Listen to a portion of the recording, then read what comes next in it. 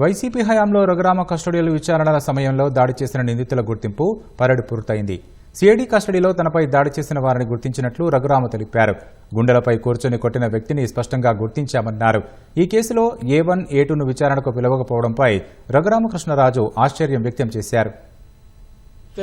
నా గుండెల మీద కూర్చున్నారు, వారిని నేను గుర్తించడం జరిగింది. మరి అక్కడ 6, 7 ఉన్నారు. అందులో క్లియర్ గా నా గుండెల మీద కూర్చున్న వాళ్ళు నేను గుర్తించడం జరిగింది. నా చెస్ట్కి బాగా దగ్గరగా కూర్చొని నన్ను 2-3 షాట్లు కొట్టినప్పుడు అప్పుడు సెల్ ఫోన్ ఓపెన్ చేయమని అతి దగ్గరగా వచ్చినందువల్ల సో మొహం కూడా చూడటం జరిగింది.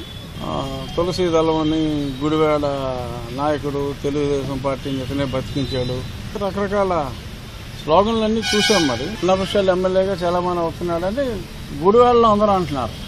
అప్పట్లో సిఐడి ఆఫీసులో మరి ఎస్పీ స్థాయి అధికారులు కూడా సునీల్ కుమార్ రూమ్లోకి వెళ్ళాలంటే పర్మిషన్ తీసుకుని వెళ్ళాలి. ఇతను డైరెక్ట్గా డోర్ తీసుకుని వెళ్ళిపోయేవాడు.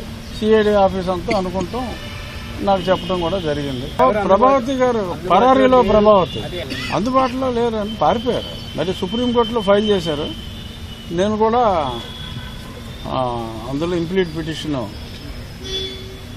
ఫైల్ చేస్తున్నా.